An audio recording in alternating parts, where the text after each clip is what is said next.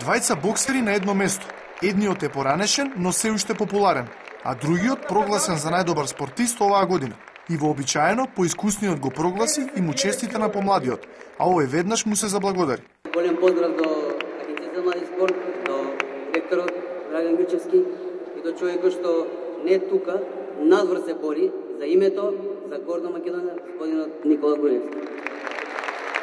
Ова не е Кодак театарот во Лос Анџелес, ова е салата Борис Трајковски во Скопје. Присутните не се холивудски звезди, туку недобрите спортисти за 2008 година. Се помина во знакот на ракометот. Најдобра машка и најдобра женска репрезентација се ракометните селекции. За најдобра спортска федерација е прогласена ракометната. Тренер на годината е селекторот Илија Темелковски. Спортист во странство Кире Лазаров, а најдобра спортистка Валентина Радулович. Беше највозбудена, бидејќи најави повлекување од репрезентацијата. Ова ми е најголемо признание, затоа што најави повлекување од репрезентација. Благодарам на сите, не можам. Ракометната репрезентативка Драгана Пецевска имаше и свој барање од Агенцијата за млади и спорт. Благодарам на Агенција за млади и спорт и Драган да го смениш закон.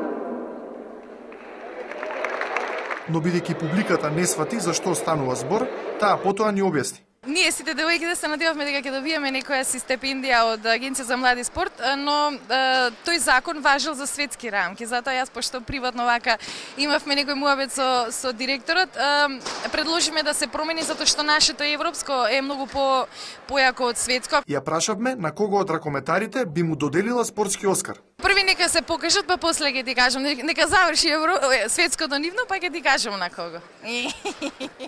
Голманот Борко Ристовски пак се сложи со публиката. Па добро, мислам дека Вале го доби заслужено за спортист на Македонија. За најдобри млади спортисти беа прогласени парагледаристот Мартин Јовановски и кошаркарката Јелена Антич, која тренира во Америка. Па затоа Оскарот во незино име го прими незината сестра. А Вели Мумин посака да ја додели Оскар. Мислам дека сестрата, само не знам која сестрата би одро дека најубава. На манифестацијата присуствуваше и првиот селектор на македонската фудбалска репрезентација Андон Дончевски. Тој допатува од Австралија за да го прими Оскарот за животно дело. Иако е далеку од неговата родна земја, вели дека ги следи на стапите на нашите фудбалери. Да, и сегашнава репрезентација. Па добре, за Горан сите знаеме. За Горан, па јас имам слабост према тие голгетерите. Па Наумовски, па и Шумоликовски, и Игор Митревски. Ми имаме прекрасни деца, меѓутоа резултатите не се такви како што они можат.